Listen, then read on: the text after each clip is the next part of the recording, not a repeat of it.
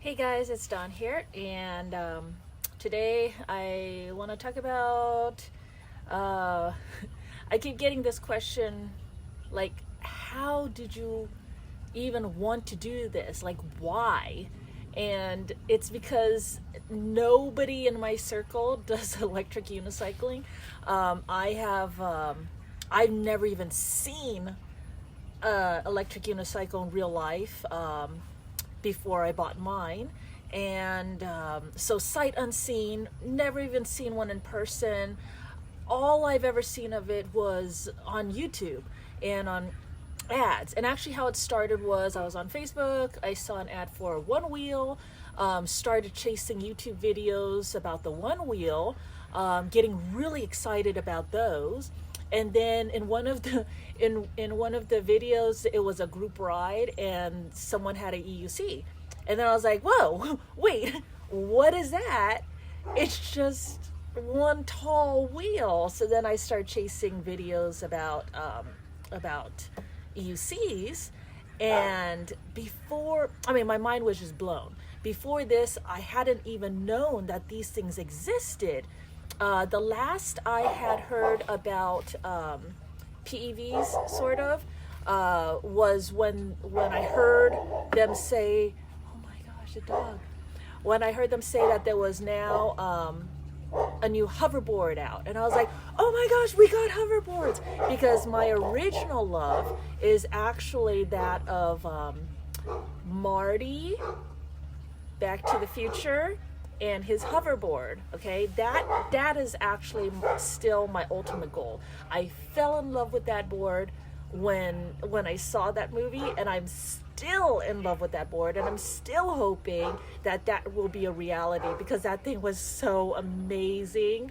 And I guess we're not there yet, but this is really darn close. And if I need to build up skills on this so that once the hoverboard does come out in real life, I will be more prepared and more ready to ride it, I'm all for that. I'm like, yes, I will get good on this, and in a few more years they will come out with an actual hoverboard and I will do that. I have a history of seeing things, getting fascinated by them, and then just doing it, just jumping right in. Like I saw I was on YouTube again. No, I was on Facebook again, and I saw an ad for Africa horseback safari. The ultimate, not ultimate, but it's like a really great horseback challenge, right? Because if there are hippos and lions chasing after you on horseback and you fall off, then you might die. And that was so awesome.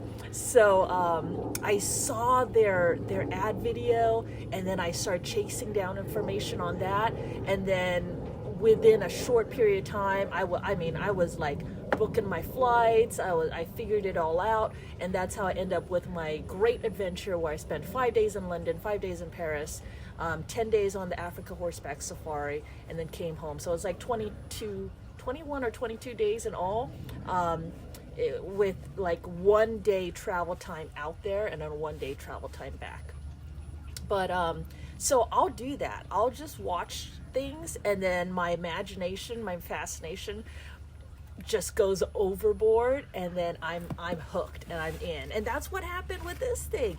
You watch these videos, and these people are like girls and boys, and one is a little tiny girl, and you watch, and they're like sending these out. They're like off-roading. They're doing things that you would do like on a BMX bike or a dirt bike, or they're doing the dirt tracks, and they're jumping. Not that I'm ever going to actually do that, but it's really cool to know that it can do that under the feet of an experienced, like, skilled rider. I've never been a stunner type, so I'm more, all right, I want to say speed because I raced motorcycles, but my thing was never about speed, which is why when I was riding my motorcycles, I was also about my whole little thing was smooth curves racing, and it was a whole play on words, but just being smooth and feeling the flow in the twisties and on the track, that is my thing, like chasing the flow. And this flow, it doesn't have to be high speed stuff. When I play the piano or guitar or sing, a lot of it is the piano really hits it really well. It's like it's one of those things where my conscious brain, my loud brain, the one that screams and yells and has all the fears and talks to me and all that, my loud brain doesn't know how to play the piano. But if I just like switch modes and give my quiet brain control, then I can actually play the piano, and I can play like really well, but I can't think about it. And I just lose myself into the flow. And I find that this happens when I crochet. This happens when I'm playing the guitar, and just any sort of activity where you lose yourself in the flow, into the oneness of whatever it is. You can feel things click, and you just meld into like a higher flow, you know, and you just ride and go with it. That's what I chase. That, I think, is one of the amazing things in life. Secret, I don't know. It's like a goal. And I do that on the motorcycle, definitely, right? I do that in almost everything I do. That's always what I chase for. And the activities that can take me to this flow are the activities that I lean towards. And like I said, I can even do that when I'm crocheting. So it doesn't have to be high speed. It doesn't have to be dangerous. But I seem to also gravitate towards those things. And I say that I'm not about speed, but even on this thing, I think it was day 4 or day 3 of riding. It's only been like 4 days of training on this thing. So, but I found that I started to push the speed on this, and I'm not even good on slow stuff yet. But I just found that I was riding it, and I start just drifting into this flow, and I kind of got lost into it, and then I start just not consciously just leaning into it and going faster, and it was just so smooth and effortless, and I was getting lost into it, and then this thing started to wobble. And it wasn't a true speed wobble, it was an inexperienced rider wobble. It's because my legs were getting tired.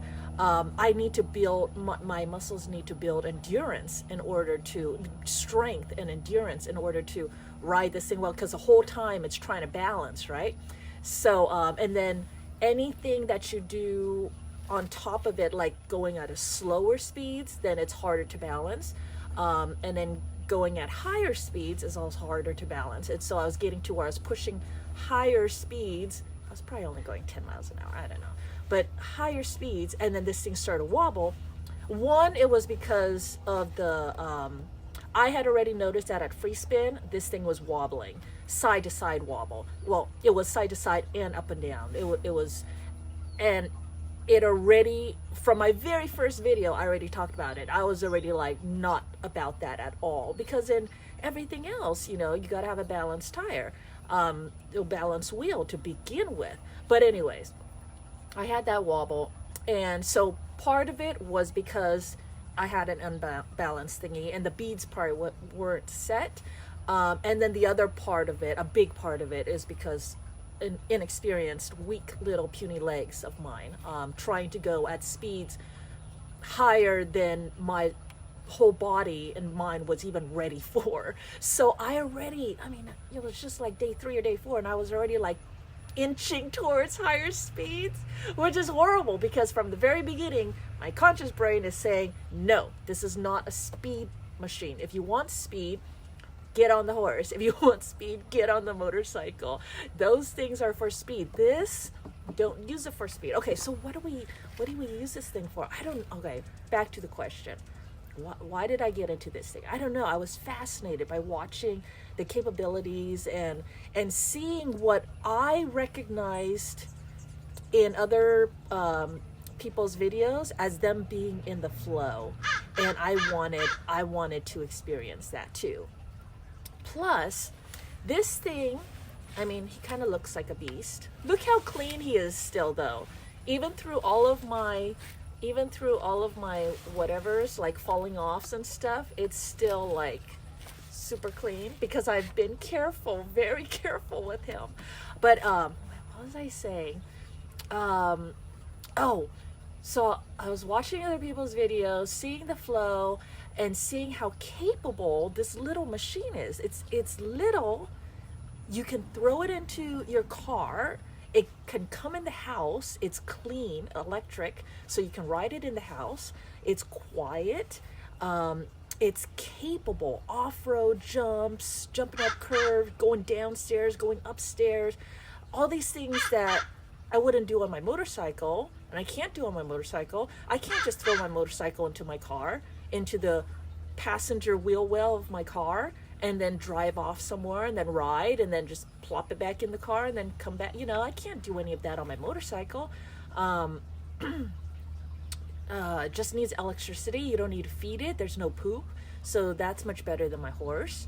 I mean, it's like, it's got so much going for it. Like, how can you see all of its capabilities and not want one, right? But there is a huge learning curve. Especially for me. I can't even ride a skateboard. I can't ski. I can't do anything that I consider balance sports. Wait, forget about balance sports. You know, a curb on the street, I can't even walk in a straight line without falling off.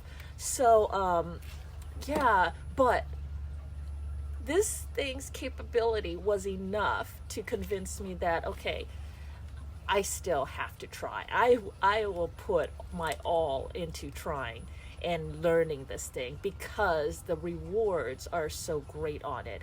The other thing that's different about this flow than other methods of getting to the flow is that I believe, and those of you that are more experienced, you tell me if this is true. When I'm riding my motorcycle, I am still separate from my motorcycle. My motorcycle carries me. I'm riding my motorcycle, you know, I'm laying on my motorcycle, whatever. When I ride my horse, I'm riding the horse. We are separate beings. I almost feel like this thing would become your brain, a part of your brain would start considering this to become just an extension of yourself. The way that these guys are flowing, they don't even have to think about it. It becomes instinctual, like it becomes second nature to them. And this thing is so responsive to all four directions, front, back, you know, left, right. It becomes so responsive to you. And when you're riding, you're not looking down on it and you're not holding onto it. Your legs are kind of hugging it, but you're not looking at it. So it makes me think that you kind of meld into this and you kind of become one with it. And then the sensation isn't that you're riding something that is carrying you through the flow. It is that you are in the flow. This is you. This is you carving. This is you jumping higher and, you know, better than you could on your own 2 feet. This is you carving and going fast and smooth and, you know, feeling one with your surroundings because other than your gear, there's no cage around you. You know, you just have this little thing, this little platform that you're standing on, but it's so little and it's out of your sight, out of mind, right? I think it becomes a part of you. And then you feel like this is your superpower. You know, you are the one able to go this fast, this smoothly, this effortlessly, you know, and stuff. And that is amazing. So I'm not even there yet. I'm not even close. I'm not even in the ballpark of being there. But that is what I'm striving towards because I think that that's what's possible. So definitely, you guys, if you guys are already there, let me know if that's a thing or if I'm just nuts, and just tell me now that no, it's not like that. But even if it's not, you know, but the thing is, even on my 4th day, training day, when I was going round and round in circles, I kind of felt that.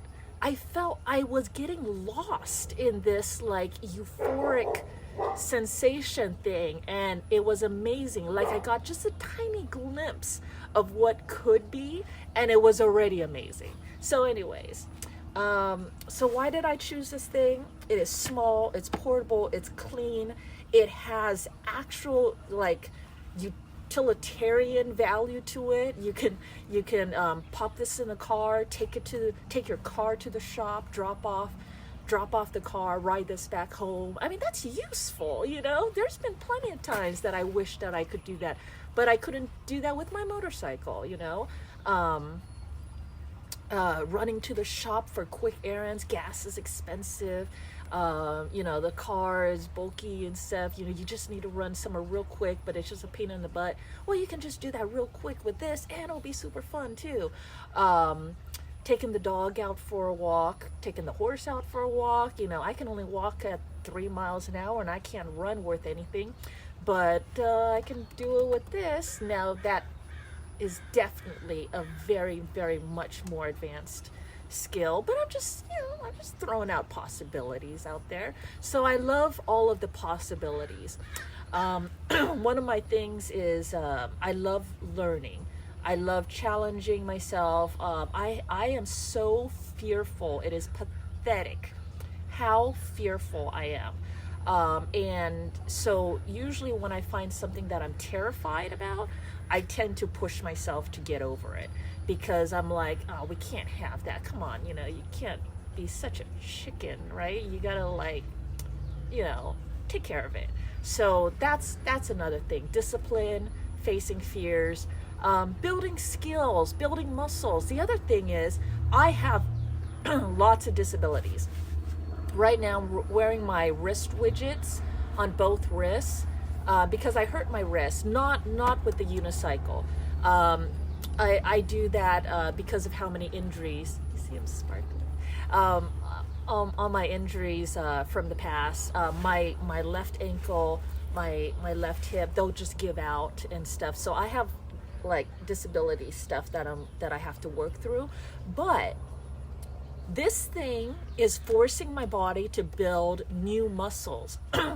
Oh, and I broke my back before too. But anyway, so this thing is forcing me to build new muscles. It's forcing these like dormant stabilizing muscles that exist in my body, but I've never used them. It's forcing those stabilizing muscles to come out to the forefront, come into play, to start developing, to start getting stronger, getting bigger, better. I am hoping that these stabilizing muscles will help my disability things. I've already built up my normal muscles, so I am to like this level of dealing with my disabilities, but they still give out and stuff. And I'm hoping, because this thing forces the other muscles into play, it will push my body up better to a higher level, to where I can be stronger, be better, be more stable, be more balanced, and it'll not completely fix my disabilities, but definitely help my disabilities. You know, my bad hip might not be so bad if those other stabilizing muscles came into play and helped, right? But I couldn't trigger those other stabilizing muscles, one, because I didn't even know that they existed, and two, I didn't ever do anything like this before. But now that I'm doing it, I am finding that these new muscles that I'm building, they're useful. So anyways, that's another thing. So why this? I don't know, a million reasons, but there's definitely reasons. I don't know if there's any one reason. It's cool, it's pretty. I love having things that I ride that go fast and give me a thrill and let me ride the flow. I love a challenge. I don't know, all of that, you know? So, and it's so pretty. Like, I went to the demo day, the S20 demo day with Evie. And I met a lot of the SoCal unicycle crew, and I got to stand on the S20 and another one. I think it was a Hero. I don't remember now, but the new ones out, right? I got to stand on those, and I got to, you know, look at other people's unicycles and stuff, and I still love mine. This is my baby, so I'm really happy about that. I don't really feel the need, you know, to upgrade or change or anything like that. This is going to be my baby for a while. He matches my R1, and he's gorgeous and stuff. Anyways, so why? Because he's awesome, and definitely if you want a challenge, try it out too. Still, huge learning curve. Make sure to bring snacks and lots of water when you're going to do your first training day, because you're going to sweat up a storm, and unless you're a total pro ready. But I'm just saying, be prepared. This thing is amazing, and it's challenging, and I love it. So there you go. Thanks for watching and hanging out with me for a little bit today. Hope this was entertaining if nothing else, and I will talk to you guys later. Bye.